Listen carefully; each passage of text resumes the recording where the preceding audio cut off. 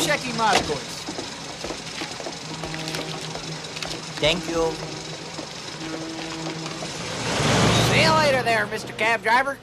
Hey, how are ya? Well, what you're about to see is a fictitious, loosely thrown together story about a sea cruise waiter, me, right here, who dreams of becoming a stand-up comedian. This story is based entirely around the fact that we had access to this nice big boat here and a lot of good-looking women.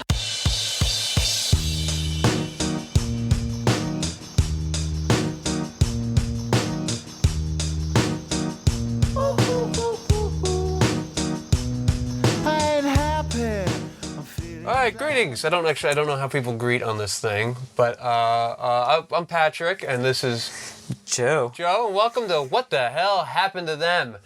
And of course, with us as always is our producer Lev Van Rensselaer. Lev, how you doing? Great. All right, keep the audio levels good.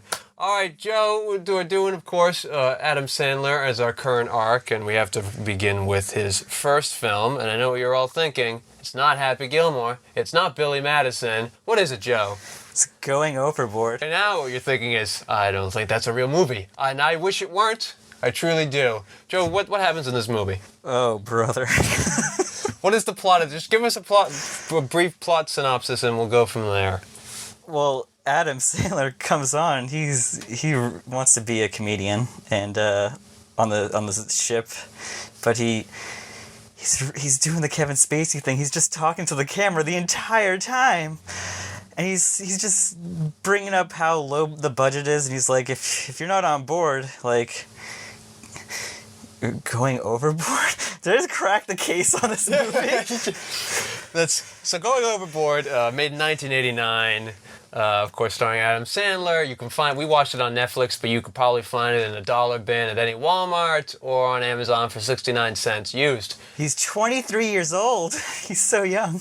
We're making fun of him, but I love him. We're older than that, and we've not been in a feature film, so we're idiots. But I've really loved Sandler for a while, but like it really took a turn towards The Longest Yard times. Yes. I don't know if you were a fan of him. I think Adam Sandler goes downhill. Little Nicky. Oh, yeah, well, I think he peaks really early. I had to go back and watch that one. And now it just doesn't end. Yeah, no. But then he finds drama. But we're getting too far ahead of ourselves here, okay? Let's go. You have 4 pages of notes. I do. That seems an excessive amount of notes. It really is too much. Are they 4 pages double-sided? Yeah. No, it's not so bad. It's 2 pages. I have 1 page double-sided, so I'm not that far off. My first note, I think, is, what do I have here?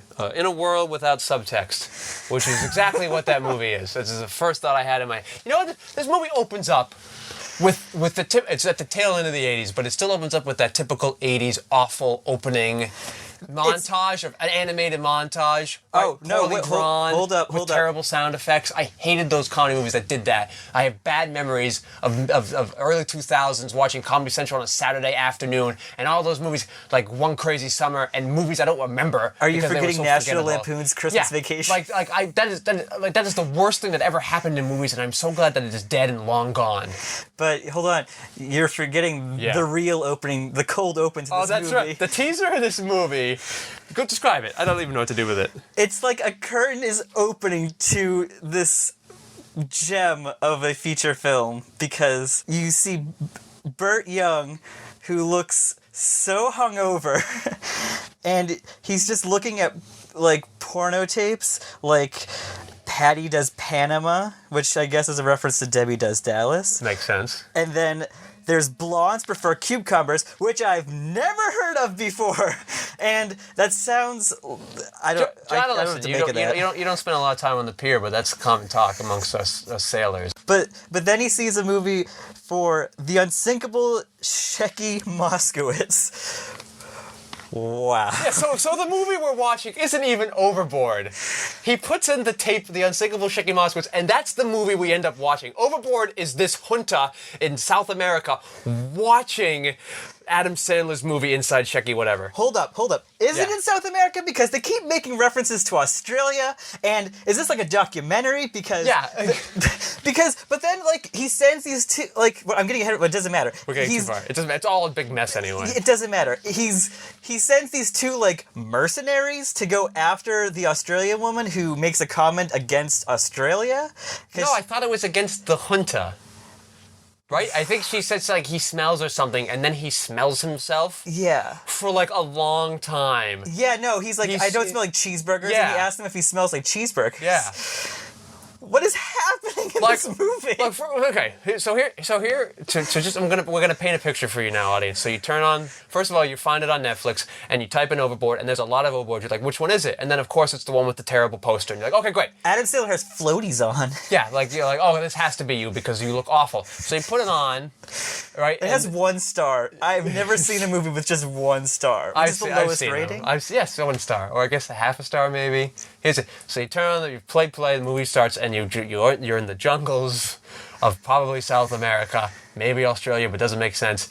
And yeah, this guy's looking at his porno videos. He puts in the Shecky movie into his tape, and then that immediately brings us into this terrible animated 80s. Like it's like 8 frames per second. Can you sing the song from it? No, I don't remember the song. Yeah, and it has a typical terrible 80s It goes on for 3 minutes. I timed it today. It doesn't stop. It goes on for 3 minutes. And then cartoon Adam Sandler's in front of a cartoon brick wall. Nothing is happening except he's holding like the up Comedy like credits. Store. It's awful. And then the movie comes on, and then we're just looking at like tapes of like a Miss America pageant winners, right? And it starts off as people's states. Exactly. They're talking about Shecky, whatever his name is. They're talking about what they think of Shecky. I thought that's what they were talking about. And it looks like, and then it's like Texas, and then Arkansas, and then it's Israel and Australia. There's a blonde, white Jamaican woman. I'm sorry, but this is just. And it's just all white people. It's very whitewashed. I'm not a fan. Now we're in like I Know What You Did Last Summer 2, where Jack Black plays a Jamaican Rastafarian. Do you remember that? I have not seen this. That was the first thing. Like that was Jack Black's like first movie role. And yeah, he's just a stoner Rastafarian white guy, and he talks in a Jamaican accent. Does he have dreadlocks? And he has dreadlocks. It's the weirdest thing. Why bad casting? And bad casting. Yeah, so these girls they go through interviews, and these interviews they come back intermittently throughout the whole movie, and you don't know what they're there for. And then a taxi pulls up in front of a boat, and Adam Sandler gets out, and he looks right at us, and I go, oh, why is he looking over here? And then he talks to us. He's introducing us to his movie. Yes, but. Is it?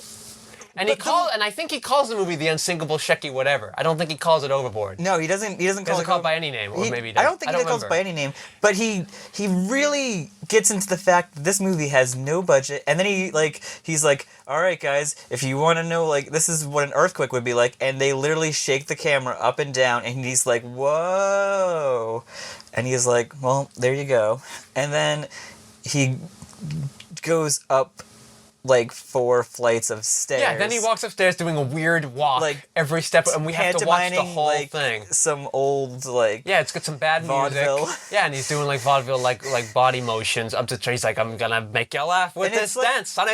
It's like It's Always Sunny music though. Yeah, like it's a really weird thing. We have to watch him go up the whole stairs, and he talks to us the whole movie. But yeah, his introduction to the movie is talking about how. Guys, you're going to watch a really bad movie right now. But if you stick with it, you might find out that's not really that bad. And when I stuck with it, I found out it was just as bad as he promised. Yeah, well, why would you even say it's bad? Just let us take the journey for ourselves. This was like a writer who had written a movie and then said, oh, this is really awful. And then the way of fixing it was like, okay, well, we'll just lampshade dim it. Well, lampshade did everything that's terrible about this movie, and you'll never know. But I did know. Whether or not you told me, I knew, and I feel insulted that you thought you could get away with it by letting us all think it's okay because you planned it. You didn't plan it. You just made a bad movie. I'm willing to forgive you because you meant so much to me growing up. Listen, I have no problem. I blame Adam Sandler not 1% because he's a 23-year-old who's offered a feature film. And this is before Saturday Night Live. Yeah, exactly. So nobody knows who this is. This is just somebody that he might have run across and said, oh, are you free weekends for the next 6 months? And indeed he was. So I don't blame Adam Sandler. Adam Sandler just wanted a role. He's like everybody in this movie. Oh, this could be my chance to stardom. And for Adam Sandler, it was.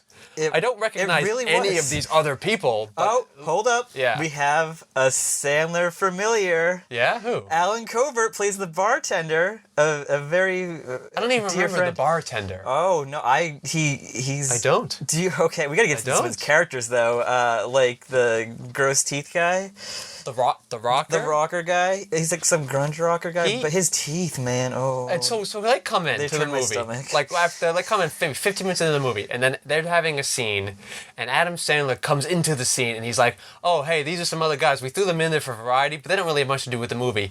But then they kept coming in, and I'm like, he literally says, Yeah. "We just threw them in threw them in." for variety." Yeah, but then they keep Those are coming his in. words. Then they keep coming in, and I think, okay, well, they're gonna have some effect on the plot, and then it turns out they don't. They don't. If They they're not in this really movie, don't. this hour and a half movie, It would make it a little shorter and probably a little more If you take 20 bearable. minutes out of this movie that they're in, you would never miss them because they don't even come in at the climax and like maybe do like one helpful thing. Kind of, they do nothing. And can we talk about that scene? That scene, like most of this movie, is clearly improvised. Oh. And it totally shows because here's what He's running around serving drinks, and they just show him serving drinks to every single one of the not women. even that. I'm talking about the rocker and his accountant.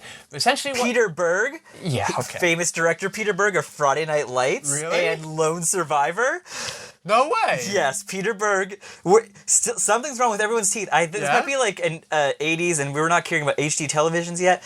Oh my God! Please brush your teeth, people. Yeah, but I think they gave the rocker bad teeth. I hope so. I think, for the love of God, they I cast hope him so. for bad teeth. That was part of the joke. Like he was just this grungy, dirty guy that all the women. Did you see his were like trying to attract him. tattoo Yeah, and his a little lot of scrawny tattoos. arms?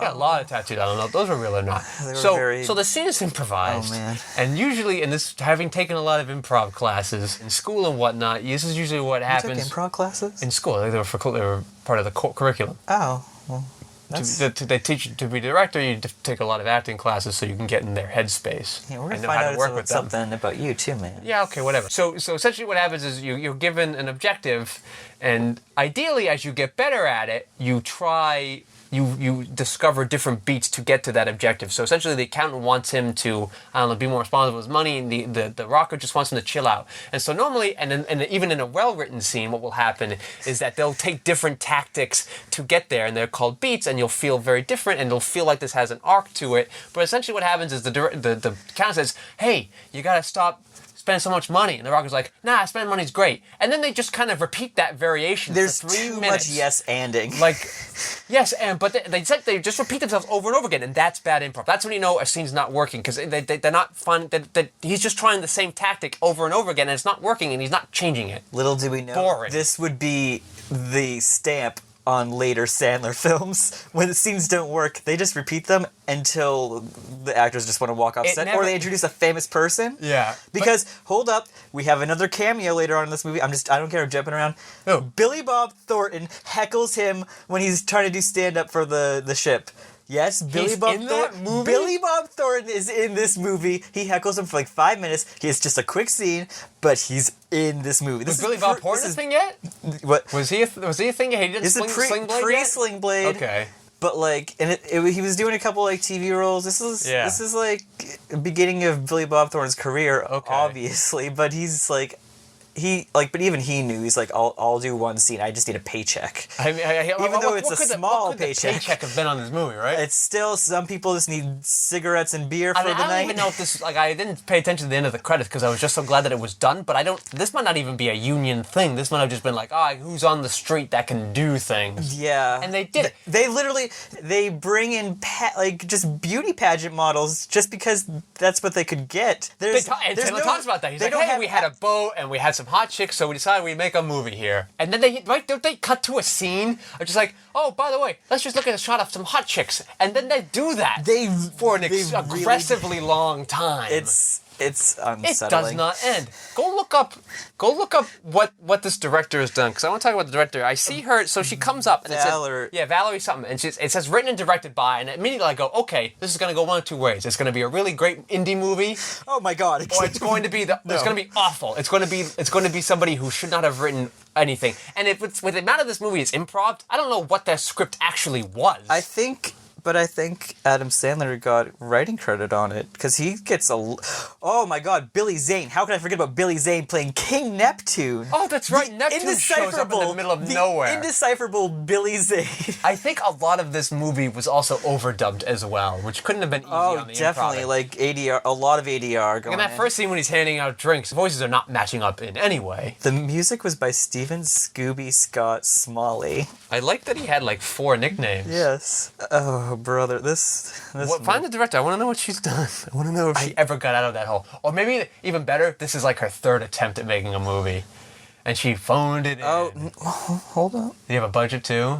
I don't. The budget was $500,000. Okay. That's still pretty big. I want to say it was especially in 1989. Yeah, that's basically like $1 million, right? Right. It's like did they shoot it on 60? I feel like it seemed like they shot it on 60mm too. Would you be able to do with those specs on your Google machine? 1 second. Okay. She's done more acting, actually. What? So this is just like there's a bunch of actors who are like, hey, let's make a movie. She's still working. What is she doing?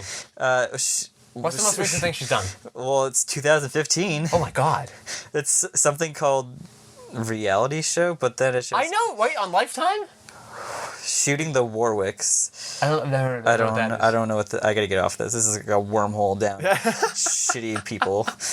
But yeah, she played Bambi. Do you remember a woman named Bambi in this movie? Because that's who she played. The director played a woman named Bambi. I'm assuming that must no. What is it? The Bechdel test. I don't remember any of those girls having names other than. Yeah, the Miss America pageants, and they were. I only remember Australia because she had the most lines in this movie. Yeah, she becomes a character. She starts up in the interviews and then shows up. She's dating. Okay, first of all, we haven't even explained the plot of the movie. Bechdel test. What's the Bechdel test? That it's a short test that is used as a way to call attention to gender inequality and to assert that women are underrepresented in the films due to sexism. I read that off Wikipedia. Hopefully that's right. Why are we bringing this up? Because the obvious. I really don't think this is a thing that Adam Sandler movies have. I don't. It's like there's supposed to be 2 female characters in the scene with no men, and they're not talking about a man. So if a movie has that in the movie, that passes the test, and and it shows there's gender equality. Even if it's just one scene. Even if it's just one scene. Okay. Even in Birdman, it does not pass the test. Yes. That doesn't bother me. That's literally about a man, though, right? Like everything revolves. That egomania is almost the driving force of the film. Yeah, and is being crushed by it. Are we really comparing Birdman to Going Overboard? I'm just saying. I'm just defending Birdman in this Bechdel test. Whiplash does it too. Whiplash is just about these 2 guys. It's not even about these 2 guys. It's about this one guy trying to be the best guy that there is. So there are some movies where it doesn't bother me so much. She's directed her second movie after Going Overboard, because that was her first feature film. Valerie Bremen. I might be saying that wrong. Yeah, okay. Bikini Squad. Oh, God. It was in 1993. 4 years later, she got her wish to direct Bikini Squad, starring no one. But the writer was Clark Kent. I am not making this up. All right, so if you want to see what Superman did... before he joined Lois and Clark, then you could find him on Bikini. A woman director is hired. This is a woman director directing a movie about a woman director hired to finish the season. Her movies are highly meta. She's hired to finish a show called Bikini Squad in this movie Bikini Squad, which is about California beach lifeguards. This is a recurring theme in her movies, though, because I don't know if this Going Overboard movie is a documentary, though, because, like, it kind of breaks the 4th wall when the mercenary people come after Miss Australia. Yeah, so, okay. And, like, they're on the ship coming to the ship that's, like, they're watching the movie on. The hunter is watching the movie, and in the middle of it, he gets insulted by Miss Australia, so he sends 2 mercenaries, and they think he's crazy because he wants them to find, I don't know how to work your phone, Joe. What do you want me to do? I want to see what she looks like. And who, the director? I want to see what the director looks like. Oh, okay. So I can figure out who she was in the movie. Before you go on, hold on. She also directed 1 episode of Honey, I Shrunk the Kids, the TV show from '97. I remember that show. I don't. I remember that show. I remember they made tons of sequels. I don't. Whatever. I think I only watched the syndication, but I remember that show. So the Junta, we keep looking that up. Two more movies though. What? Love and Sex in 2000. I don't remember that movie. Fun fact. Fun fact, you don't remember that movie? I don't think I've heard of that movie. And then her last movie, 3 years ago, she did Overnight in 2012. She made that movie that recently? Oh my God. Love and Sex in 2000. Yeah, and then It has It has actors in it, like does? real actors. Famke Jensen. Sorry, Does people. that sound like a real actor? No, she's a great actress. What has she done? She's been in the X-Men movies. She plays oh boy. Who does she play? Jean Grey. There we go. Which one is she? She's the one that like ruins The Last Stand. Or she's like the main character in Last Stand besides Hugh Jackman. She's like, I've got all the powers. Spoilers for Last Stand. She kills everyone. Okay, I remember that movie. Jon Favreau. Yeah? Noah Emmerich, who can be currently seen on the great FX show The Americans. Oh, yeah, these are real people. Sherry O'Terry from SNL. Yeah, and she would have been on SNL at that time, too, or at least just gotten off it. in 2000? Right? Yeah. Maybe, yeah. That's her Will era. Ferrell, yeah. The cheerleader people, yeah, like the... and that's about it for people. Rob Swanson, not Ron Swanson. Yeah, nice That'd try. been great. That would have been great if a TV character was in this movie. Yeah, I'd believe it. The director, we're going It's so meta. off track. Okay. Yes. So the Junta sends the mercenary. The mercenary is fun. Like, we want us to go to the video store, which is how dated this movie is. He wants us to go to the video store and kill her there, and he just find her. And sure enough, On her IMDb page, that is her picture. It's a microphone. It's just a microphone. A very If you look up Valerie how are we going to say her last name? We're going to say Bremen? I'm sure she'll email us and correct us. Oh, okay. Well, yeah. You should have someone fix your IMDb picture, please. I Because think you're better than that microphone. She doesn't seem like the type of person that's so advanced in Concerned the with it? Hollywood system that she's not running it herself. So I think she purposefully did that. Okay, well, Like- here's an actual image of her. Valerie, I don't remember her from that movie. Yeah, I don't... I mean, I Is guess she that's- with Australia? No. No, I don't think. I think they would have called She's her been Miss nominated Australia, for right? Independent Spirit Award for Best Screenplay. For what? Whoa. God, don't let it be Overboard. It doesn't say. Oh. You could probably really easily find that on the Wikipedia. Put your Google machine to work. You pay enough money for it. I do pay enough. We got to see? get back on track for this movie, though. Like, we got to... Okay. Junta. Yeah, you're bad at this, Joe. Junta. So they somehow find him. Is Burt Young still alive? Do we know You are that? so bad at this, Joe. Can I He's still finish? alive. Can Sorry. I finish the I'm plot sorry. recap, and then you can jump in with your weird tidbits. He's 75. Who is? Burt Young. From the Rocky movies. He's top billed over Adam Sandler, by the way. Can we talk about that for like a second? Why? It's Because this is Adam Sandler was Sandler's no one. But this is his movie. Like, It's not his movie. It's a movie that they found a guy to be in. do you really feel like that? I feel like I feel like she had a script and found a guy willing to do it. they And might so- have a connection. They might have been friends trying to like find a project. Fine, but it's not his movie. I don't think it's his movie. So when you're selling this movie that somehow got on Netflix, probably because Adam Sandler's in it, you need to put the star in it, and the guy who's done things before is the star. That's true. And Milton Berle's in this movie. Milton Berle shows up. And also a laugh track shows up in the background. Yeah. Oh, and did you laugh? Can we get that? What? Did you laugh at all during this movie? This is a comedy. This is supposed to be a straight up comedy. Before the actual laugh track shows up, every time this movie is full of people laughing, and that to me felt like a laugh track. Like somebody, like Yeah, 'cause you're, like, the comic would make a joke. It wasn't funny. The audience would find it hysterical. And I'd be like, okay, this feels like you're trying to convince me that it's funny with everybody laughing, and I'm just annoyed. You are just making me feel like you're an idiot. Well done, movie. It's And then this Adam movie's Sandler tells something his else. jokes that are also not funny, but now the audience isn't funny. Oh, now this guy's not supposed to be funny? And does Adam Sandler, does he want to be a stand-up comedian, or does he want to get a girl? Because I get very confused He a third of the really way puts through the himself movie. down in this Like, I movie. don't know what his character goal is. And then he doesn't even get the girl.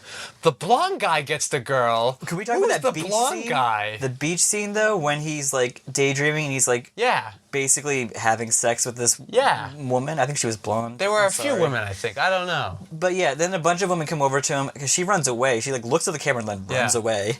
And then, okay, by the way, there's a lot of looking at the camera by not just Adam Sandler actors.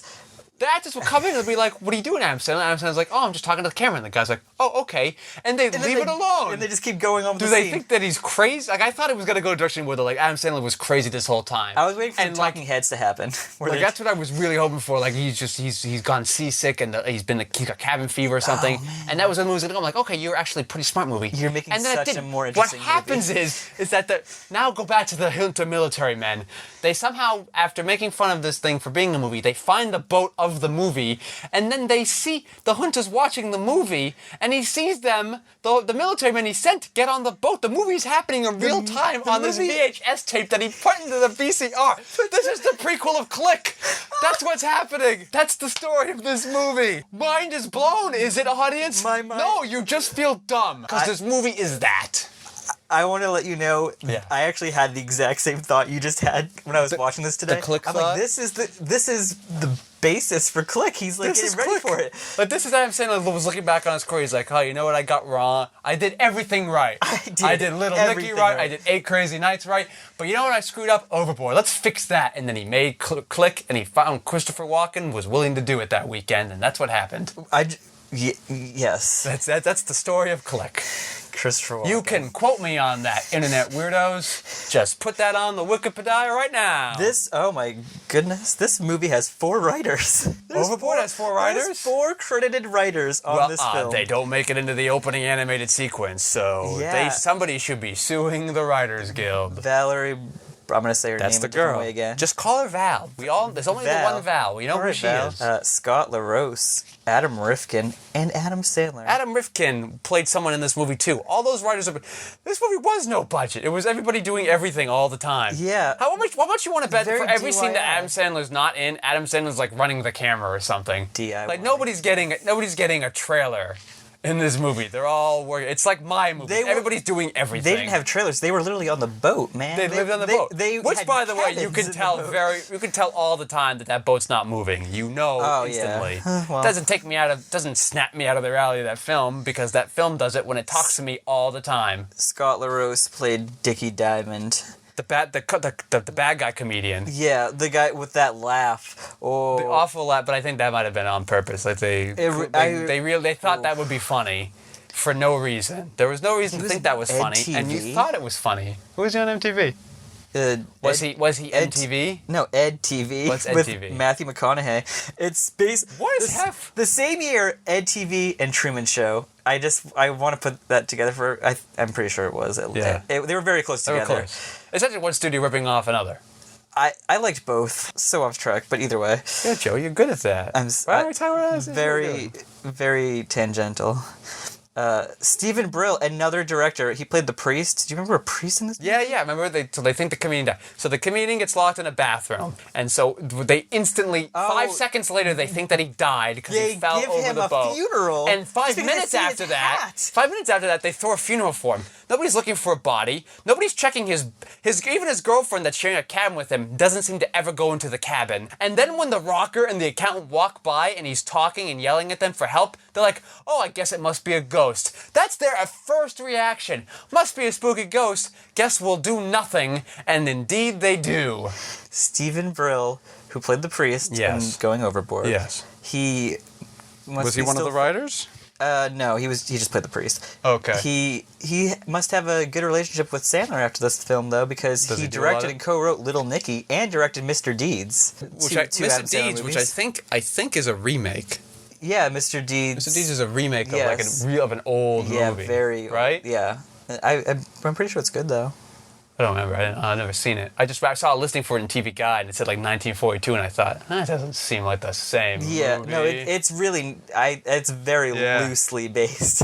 I think it would have to be. I remember seeing the trailers for that on TV all the time, and that was like one of the first times I thought, well, this is a movie I really, really don't want to see ever. I got annoyed that those trailers continued to be in my field of view. Adam Rifkin.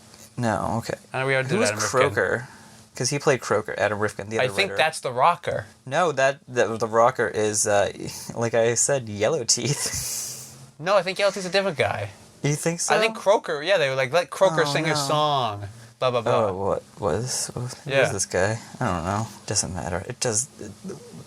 This movie does not matter.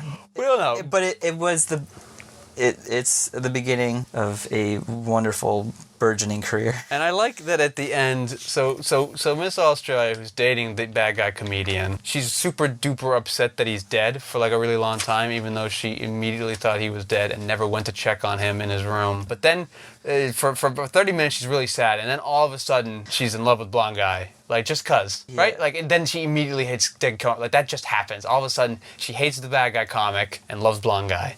Out of nowhere. And then talks about that. And then they fall in love, and then Adam Sandler gets to date a mermaid. Yeah, what Adam Sandler gets to this? Neptune pimps out his daughter to Adam Sandler for being such a good comedian. Is that the end of the movie? Yeah, it's the end of the movie. This is the end of the movie. That's the very end of the movie. Yeah, spoiler. And then Adam Sandler gets to live his dream of being a stand-up comedian on a cruise ship, which is probably the lowest stakes I can probably think of. I don't even feel good that he gets that, because it's just, okay, well, that's not a good life. That'd be like if somebody made a movie about a person, all they wanted to do was work at a Walmart, and then they work at a Walmart at the end of that movie. I don't feel good for that. The person has not achieved victory. That's very true. I just want to point out that in the background of one of the scenes, in his cabin, he has an award for nose picking. No, there is a great deal of thought process put into the production design of that room. They definitely tried to squeeze some jokes in there. The problem is the jokes aren't funny. Yeah. Jokes are not funny in the least. Award for nose picking? Yeah, and the problem it's like engraved too. They did a lot of work on that. If you're doing an independent film and you're a first-time director, like, be careful about shooting in tight spaces, because it always looks terrible and there's no sense of depth, and the shot looks awful and boring, and you just have two guys talking at each other, making up as they go, sticking to one beat the entire time. Are you looking at your notes? Looking at your notes there? I'm just looking. I don't know if this is a documentary. I really want to figure out if this is a documentary. Did you see the Yankees trash can in that room? More sports? Sandler loves his sports. Sandler loves his sports. He loves those. And right after that scene, that's where I had to know. Maybe he's actually crazy, and that's what this movie's about. Wouldn't that be awesome? And there are so many close-ups in that movie. This movie's a comedy, Valerie. You gotta do it in the wide shot. You gotta let your comedy breathe. Film. You have Adam Sandler. You see, that's the cut her a break. Here's why I don't blame Adam Sandler, because Adam Sandler, whether or not Adam Sandler knew what his talent was yet, Valerie had no idea how to use Adam Sandler. She had no idea what to do with him. Right on point, buddy. So when he finds his niche on SNL and in those early Happy Madison movies. Well, those were Those weren't Happy Madison movies. I guess you're right. Those were just other movies. Those are just movies made by other people. I thought Adam Sandler would make a good comedian. He worked with a female director on Billy Madison, though. I can't wait to get to that one. That one holds up. I haven't seen it in a long time, but it was one I didn't hate. He has some good ones. We're gonna get when we go through this. We're gonna find out he has some good ones and some surprises down the line. And then here's another note I have that took me a while to remember what it is. But it said there's like a scene where the comedian's like bad mouthing this woman. He's like heckling this woman, and Adam Sandler's like, "Hey, leave that girl alone." And I'm trying to think, is this gonna be like Adam Sandler's big like heroic stand against saving this girl from a bad joke? And then it turns out that's not heroic in the least. This scene seems silly. And then all of that was a dream sequence anyway. So whatever. Where else we haven't even pointed out? Yeah, there is a dream sequence, I believe, there's a few. There's a few. He is battling the Dickie Diamond character in a boxing ring, but they're not actually fighting. Oh yeah, their jokes are the punches. They're the little. They're dressed up as boxers. They're moving around like they are boxers. Their hands are up and ready to go, but instead of throwing a punch, they just throw verbal badinage back and forth, and none of them are funny either. They really needed to do some punch-up on these jokes. And here's the worst part, was they come back from the joke. They come back from that dream sequence, and the guy's like, "Hey," the blonde guy's like, "Hey, are you okay?" And he's like, "Yeah, I was just daydreaming about beating up this comedian." Like, he literally says exactly what we just saw. Yeah. He says it. What a weird, stilted line to say. Don't explain this to me, Adam Sandler. Just let it happen. Valerie, let your movies breathe. Come on. I was really happy to see Alan Covert to be the bartender. He only had a few lines. But I don't even remember him in there. I don't remember a bartender at all. Will. I remember them being at a bar. I don't remember the bartender. He was just fixing some glasses, and he talks to Shecky, and he's like, "Yeah, it's gonna be all right, man." Or I think maybe we're just adding a line. Who knows? Look, here's a note. Utilizes Sandler's abilities Not one time. Anyone could have played that role, which is entirely true. And then at the bar scene, speaking of the bartender, like they play it off like he meets this, he idolizes this comedian for a long time. He wants to take his spot essentially, but he still has this idolization for him. And then immediately once he meets him, he's like, "Oh, you're a dick." Like he's so hurt and that this comedian's a big dick and won't give him the time of day and won't even talk to him and let him like do an opening act for a stand-up thing. And I'm thinking, why'd you hire this guy in this first place? You had several dream sequences about beating him up or standing up to him and stuff. And now you're sad that he's kind of a douche. You seem to know he was a douche. Yeah. Why is this a surprise to you? And then like a girl gets mad for hitting on him. And then they have like a long commentary about it. Essentially what this was like a pre-phase of a stand-up comedy bit. Was that the director? No, that's Miss Australia. Oh, you're right. Is Valerie Australian? Or does she go by the name Bambi too? There's so many mysteries this movie brings up. Not everybody can see this camera that's filming them live and somehow streaming live to a VHS tape in 1989 to a junta in the military. Why? First of all, if he's looking at pornography... This movie's insane! Right, if he's looking at pornography, he's clearly in the mood to do something very specific. So why settle for a movie about a Jewish comedian? It's really hot in South America. All right, I don't blame him for sweating. Why did he watch this movie? Or just do you think he was... Why would you go? I feel like he was finishing off to blondes prefer cucumbers. Like if you're in the mood for blondes prefer cucumbers, go blondes prefer cucumbers. We're not going to leave the unsinkable. Why did you think unsinkable Shecky whatever was going to have hot chicks in there? I mean, indeed it does. But so does the porn. But the porn has even hotter women, and they're actually naked. Just watch that. Yeah. Well, maybe he wanted a real story. Little did he know. Well, he knew he was not going to get it. Adam Sandler was a comedian. Was a guy. Adam Sandler was a low-level comedian who wanted to be a slightly less low-level comedian, but also maybe wanted a girl, but then not really that much. Does he have an arc in this movie, though? Do you think Adam Sandler has an arc in this? Does he have an emotional arc? No. Does he have a physical arc? Yes. He starts off as a ship guy, and he becomes the ship's comedian at the end. It's not the largest of arcs. It wasn't the most difficult to attain. I don't quite remember. Okay, so let's map out the arc. Let's go through the Dan Harmon story circle, shall we? Okay. He's a bum. He works on a ship. What does he want? He wants to be a comedian. How does he get that opportunity? That opportunity doesn't come. But working on the ship gives him the opportunity to do that. Right?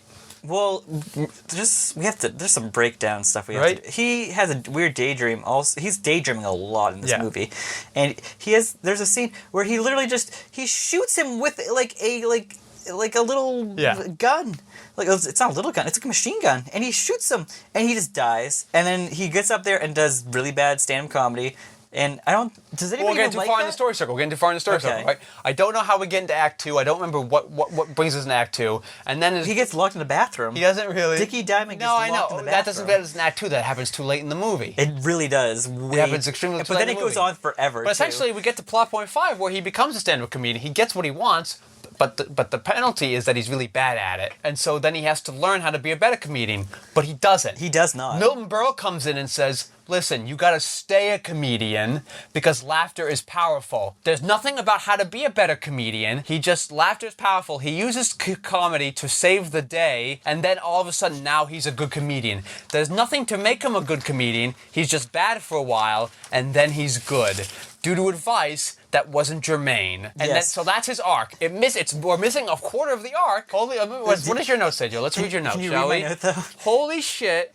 His friend turns to him and says, "You don't have to tell them jokes to be funny." Do you remember that? I do remember that.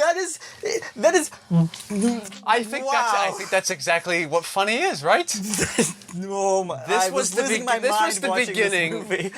beginning of a movie star career. Comedy isn't comedy because comedy is comedy. Right? Comedy, not comedy. He's a blithering idiot. This is insane. I think what he was trying... Please watch this movie. To defend them, do not watch this movie. Do not encourage them, Joe. I think what they were going for was like, you're not a joke funny guy. You're just a funny guy. Just be yourself and you'll be funny. So maybe that's like a physical comedy or just like talking to the crew funny. You're a funny guy to talk to. But when you're making a movie about stand-up comedy, which is about jokes, you should be telling him to tell jokes. He would later go on and perfect this movie in Funny People. I haven't seen Funny You haven't People. seen, but I have not he seen Funny goes. People. Judd Apatow takes the reins. Adam from Sandler's Valerie. career is atoning for Overboard. That has always been the really blemishment is. on his mark. Adam And he doesn't like to admit that he made this movie. I've heard. It's a rumor. I'm not Adam sure Sandler, if if it's you're true. listening to this because you Googled yourself one day and you gave us an hour to listen to our nonsense. Hopefully, this is just. You should let us know if we're on point here. Please tell us if you would like to.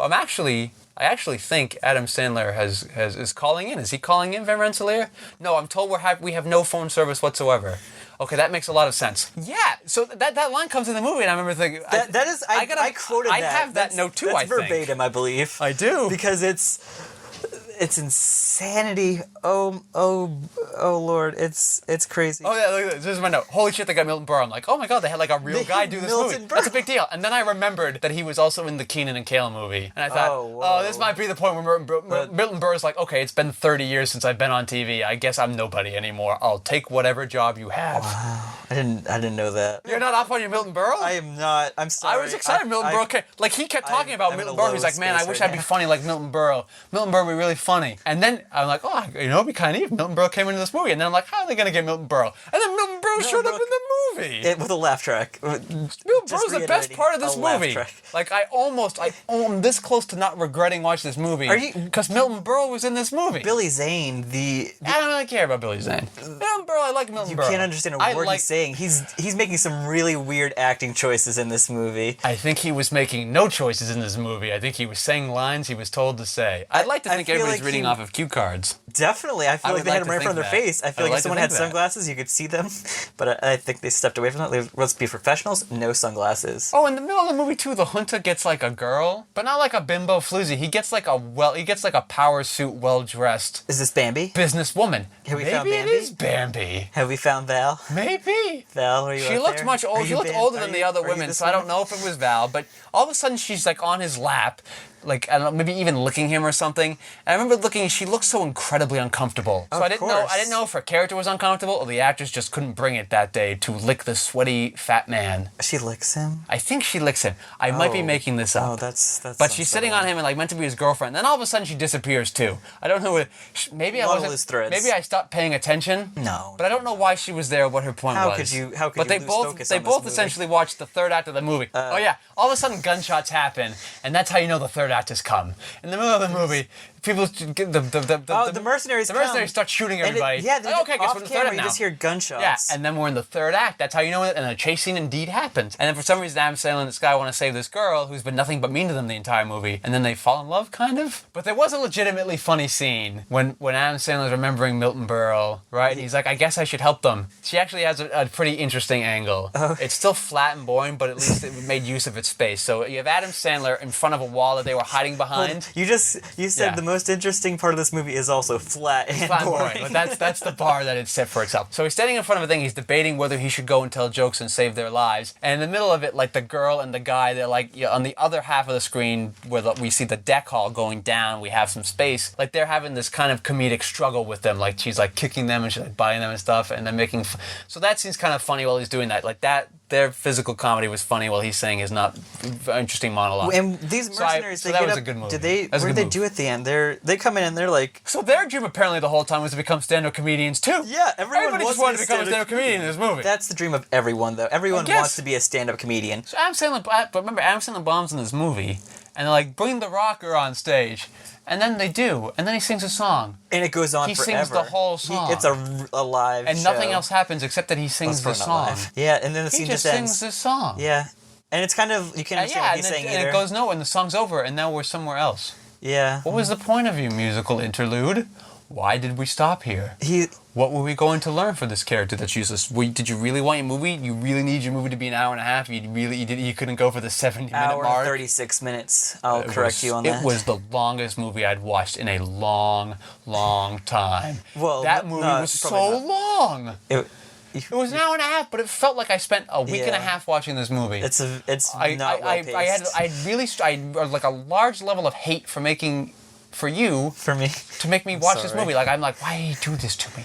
I have done nothing mean to Joe except not hang out with him that much. That's it. That's all that I've done. We're gonna get the next few movies, though, they're pretty good. We have some good ones. We have some good ones coming. That's true. But then it gets rough again. Oh, and then and then it doesn't get better. So then the stand-up comedian comes out. He gets out of the bathroom.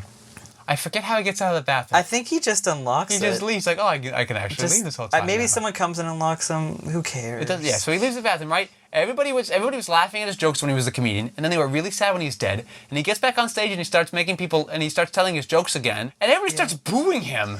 Oh yeah. Like, are they booing him because he's still alive? Yeah. Why is he not funny anymore? He's like, because he died and now he came back to life. He died, like, boo, we were sad about ghosts. you, and now you're alive. They don't like Go ghosts. away. Like, what happened there? And then Adam Sandler's kind of going through it, and he's like, hey, everybody get these guys are now comedians, even though we never thought that they wanted to be comedians. The rock star has got some girls. He always had girls, and he never earned them during the movie. They were just there. And Adam Sandler gets an unfulfilling job on a cruise ship. But he gets to date a mermaid princess. Oh, yeah. So, which makes me also think that the movie is about him being crazy, right? Yeah. It's. And then the general shoots the movie, right? He shoots the tape at the end of the movie. And that's... But the movie still goes, I think, right? I think... Oh, does the movie end then? Because essentially, right? Does he actually have god powers? I feel like it ends there, and then it goes to him, kind of like he dances with his buddy on the chairs. And then you have to remember, and that's the credits. Like the guy, he doesn't. I just watched this today, and the guy isn't really defeated. Essentially, how the movie resolves is that Adam Sandler makes the comedians laugh so much that they don't want to be bad guys anymore. And then, but the military junta, he's still in charge of his country. He still can go get that girl, right? He can find more competent mercenary terrorists. Or he could send, I don't know, like a plane. We're doing so much bombs. More, but the guy, that guy's still out there. The four writers did. Why does he shoot the screen and be defeated? That's your window to keeping tabs on them at all times. That's exactly what you want to get revenge on this girl who insulted you halfway through the movie, right? Just send a plane. You have military resources. That's what you are. That's your purpose in life. Go blow up the boat. Just blow it up. Blow it up. And the problem is solved. Why do you give up so easily? That was really weird. And then, yes, more animation at the end. Oh, there was more animation. And there's more animation at the end. It's not very briefly, but then the dance number comes on. Yeah, because what else are you gonna do? But then the director's like, should we just have credits over black? And you're gonna say no. No, we gotta see more Adam Sandler. We gotta do more. We gotta have people. Let's have people dancing. And then you know who else dances? Cartoon Adam Sandler. I hate the cartoon Adam Sandler. I don't remember this. Of course you don't. Are you hallucinating, or was I? No, that was really in that movie. Oh wow, I don't remember him. It was dancing awful. At the end. It was to a awful. Cartoon. It was Joe. It was awful. Was it awful? It was awful. It was awful. Are you sure? Right? Are you sure it was awful? It was awful. Apparently, you watched the movie. What did you think? Right now, he's flipping me off. Okay, he didn't like the movie either. I don't blame him. It has a great ending credits song, which I don't know if Adam Sandler sings. He sings another song in this movie where he's on the beach with the girl. He sings the Lucky Guy song. He's like, I'm a lucky guy. And I think that gets carried over into real life too, right? He starts singing in real life, and you can start to hear that. He ends it with that deep Adam Sandler jokey scream that he does. I like his singing. He ends it with that song. You're like, oh, Adam Sandler's beginning to find himself in this movie. Yeah, and you thought maybe they were gonna this movie. Maybe they filmed it and they got better as they went. Ladies and gentlemen, a comedy god is born. He's a deal, though. He's a deal. I don't find Adam Sandler that funny. Oh. I don't think he's that funny of a guy. Have you listened to his stand-up albums? See, so I guess I should rephrase that. I don't think he's that funny on screen. I don't think he's that funny in his movies. They're not they're comedy albums. They're not stand-up. They're just skits. Yeah, I don't think his movies that funny. I think he's a really good actor, though. I think he's pretty good. Sometimes he does a lot of smiling. I think when he wants to be a good, when he wants to be a good actor, he can be a good actor. And this is why we want to do this, because we want to get to the minutia. Because essentially, we know you can act, Adam Sandler. Why don't we know you have it in you. Why don't you try harder? Why don't you like to? At the end of the day, I guess I know why you don't try harder. Because you're gonna make a boatload of cash doing no work and hanging out with your friends all summer, and you don't really get emotional fulfillment from pushing your boundaries like other actors might. But when you do, it's so wonderful. So fine, don't put that work in. I guess I do get it. But I'm saying maybe try it just a little, maybe a couple more, right? Like, Were we going to introduce what we want to... No. We'll let the No? theme unveil over time, I feel. Yeah? Yeah. Okay, we'll hold The on to audience that. will journey with us. Because I'm going to watch these movies. You've watched a lot of these already, but I'm going to watch all these movies in I order. have. And I'm going to go through in order. I think we should do these in order, and we should go through the Adam Sandler. Definitely in order, I agree with that. But are we going to still do his, like... films where he's like a very small co-star. Like how small a co-star? Like he's... I have not seen Shakes the Clown. I'm looking at his IMDb right now. After this, he did Shakes the Clown, which I believe is a Bobcat Goldthwait movie. And He was directing that early on? yeah, he's... maybe he's... I'll just check it out right now. I'm right here. And he directed it. That's cool. Yeah, I didn't know. And he wrote it. I Robert buy Williams, Tom Kenny. Robert Williams? Adam Sandler's actually billed over Robin Williams in this movie. Oh, boy. Robert Williams is on Mork and Mindy. Yeah, Robin Williams had already done Good Morning Vietnam at that point. Yes. Let me tell you, though, for Robin Williams, another comedic actor who I think is actually funny, Yes. turned dramatic actor, who's really good at that, too. Very amazing. I think the best comedy role written for him was Mork and Mindy. I don't think he was ever utilized more appropriately than in Mork and Mindy. Mrs. Doubtfire. No, absolutely not. When was the last time you watched that movie? Mrs. Doubtfire, yeah, he's playing a woman that's kind of funny. Go watch a Mork and Mindy episode again. I'll watch Mork and Mindy. He is. I want you to watch Mrs. Doubtfire. I will watch Mrs. Doubtfire. He is non-stop in that show. He's a man in need of ADD medication. That entire every episode, all the time. He does that for 4 years. Like it's unfortunate because that was the role that gets him famous, and it's his first role really, and he never gets to do anything like that again. Yeah. But so then again he comedically peaks early. I want to watch Mork and Mindy now. I wish I had that on DVD. I wish I had it. Well, you have to watch more Adam Sandler instead. Yeah, no, I would do that. So let's final thoughts, Joe. This movie, this is where he got to start. It's definitely, if you want to go into the insane mind of a 23-year-old comedian, it's the beginning of a career. I don't blame him. Glorious money-making machine career. Again, I don't blame him for this movie. This is a guy who's a 23-year-old. He said, Why wouldn't you take this opportunity? Hey, do you want to star in a movie? Yeah, I want to star in a movie. Like, he seems happy. In some scenes that were probably filmed at the beginning of the movie, he seems like really happy to be on that set. Like, he's having a fun time. Yeah, he's like, I'm just goofing around and hanging out with my friends, smiling apparently. the whole time. Exactly. I don't blame him for this movie. Like, this isn't like an actor picked a terrible movie because he knew he wanted to be an actor. Adam Sandler just wanted to be a funny guy for people. That's all. Yeah. Somebody said, hey, you want some money? And they could be anything real. That's all. That's what I think. That's my theory. Adam Sandler, if you're listening, and I'm being told he's not, you should definitely let us know. Any other thoughts? Just letting our audience know. We'll figure out. We'll watch the Shakes the Clown movie and figure out if we'll dedicate a whole episode to that. We'll do like a mini cast. Yeah. Mini pod. Yeah. What do they call those? I don't listen to a lot of podcasts. Mini episodes. A mini-sode. Mini-sode. Webisode. They're all on the web. Mini cast. I'm gonna do mini cast. Okay. And that's official now. Well, and then he did. That is a what the hell happened to them trademarks. Don't you guys go steal it. It's already registered. What, the mini-sode? Minicast. Oh, minicast. We don't know. Too bad. I trademarked it. Done. We'll see. Problem solved. I don't know. Trademarked. I feel that's been stop done me. before. Try to stop me. They might. Well, go Google that afterwards. I will. All right. I'll be wrong though. Okay. Yeah. Go. Give me your thoughts. Give me your final thoughts, Joe. Oh, my final thoughts. I watch this movie. Well, I'll say watch. You would recommend this movie? I would recommend this movie. I'm not recommending this movie. I do not sincerely recommend this movie. Do not ever watch. I don't know. It's on Netflix. Describe why you want people to watch this movie. You're watching your House of Cards, your Orange is the New Black. You have your subscription. Yeah, you're watching stuff that's going to make you a better person. Watch your Adam Sandler's. He's got a 4 movie Netflix deal because everyone knows. He does. Oh my God. 4 movies. 4 movies. 4 movies. One rumored to be Grown Ups 3, which would be fantastic. Well, at least they're going to complete the welcome to trilogy. that. I Yes. wanted to know how those emotional journeys were going to end. I really want to see this kid. I've seen none of those movies. Oh, I've seen both of them for research and preparation. I've seen those movies, but I have a grown-up story that I'll save for when we do grown-ups. Oh, I I have a can't wait to grown-up hear story. this. I have one. All right. So don't watch this movie. That's my recommendation. My recommendation is don't listen to Joe. Well, okay. Joe wants you to feel misery and suffering and pain all the time. No. My final thoughts are... What are your final thoughts, My Pat? final thoughts are... And this feels very much like somebody made a movie. Because they did. You're right. They did make a movie. This is their first movie. Okay, And then you think about it. Now we could kind of take advantage. Anyone can make a movie like this.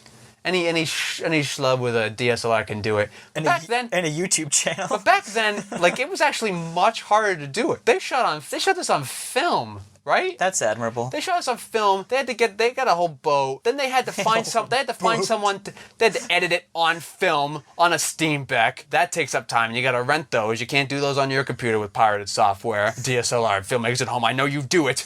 And then you have to get it distributed, which is a lot. You can't just put it on the internet and hope somebody finds it. So this movie had to get sold somewhere somehow. And then it ended up on Netflix. So like I do give a lot of props to Val for making this movie in an era where people didn't want to make movies. And you got Milton Berle somehow. So, like, I am really impressed this movie got made. I'm just not impressed with what was made. Do not let me take away from the indie filmmakers out there. I have a correction. It was not $500,000. It Yes. was $200,000. I mean, that's still an impressive... And then she had to raise that money. That's an impressive amount of money in 1989. You had to convince investors that you were worth that. Clerks was made for less money than that. All right? I believe so. So, be impressed that any movie gets made, because it's so easy for them to not be made, to give up at any step of the way. Even studio films, anyone can say no at any given time, and then your movie's not out there. So, even if your movie gets made, maybe it doesn't even get shown anywhere. They just hold it so nobody else can make it. So... It had I'm looking at it right now. It had a very limited release in '89. Yeah. And then after Adam Sandler did Happy Gilmore and Billy Madison, it got a wider release from Vidmark Entertainment in '96. And so that's trying to cash in on a guy famous, like, oh, maybe we can make money on this. Really and then shitty. they couldn't because the movie was no good. Many people saw it anyway. So Val, what if you're listening, which... Yes, I'm told she's not. If you're out there and you come across this because you Google yourself, I'm impressed. We're just gonna tag her name. I completely admire you 100 times for making this movie. Like, I made a movie too, and it was not as hard and rigorous as what you had to go through, and it was just as bad as your movie. So bravo to you. We're not insulting you here. You made the same mistakes a lot of us first-time filmmakers do. You just had the tools to be able to do them, and you're still making movies now. Apparently, you're still living that dream in 2012. So 23 years later. So congratulations, Val, and I hope you continue to make movies and continue to act in them as well. So those are my thoughts. What are we doing next? What's the next movie on the list, Joe? Well, we're gonna have to come back and we'll just surprise people because we have to watch Shakes the Clown first to see how. So lots of mini-casts. What's the next movie chronologically? Well, they need to. Oh, it Shakes the Clown, then Coneheads, but I'm sure he doesn't have a big role in that He's in either. Coneheads? He's in Coneheads with Chris Farley, I believe. Chris Farley's in that too. They're. Maybe in the middle of this, we'll do an episode where we talk about all his weird cameo things. Yeah. So what's the next movie that he stars in? Well, he co-starred in Airheads with Brendan Fraser and Steve Buscemi. Fine, that's the next one. Yes, and I like this movie. All right, well, let's not spoil anything. So Okay. I haven't seen it. I've never heard of it. So we'll do Airheads next. Stay tuned for Airheads live from the studio in my house. We want to thank Mr. Van Rensselaer for being our audio maven. We'd like to thank our interns that aren't real. And this is Joe and Pat signing off. Joe, say goodbye. See you later. Goodbye, everyone. Thanks for listening. I'm useless, and I feel all my future is coming on, it's coming on, it's coming on, it's coming on, it's coming on. Do you like the James Bond movies? Yeah. I should put you on this podcast then. Matt Gorley and Matt Myra. I don't care about podcasts. No, it's James Bonding, and well, I don't care. Joe, well, it's kind of like I'm just saying. It's just people talking. I don't give a shit. I know, but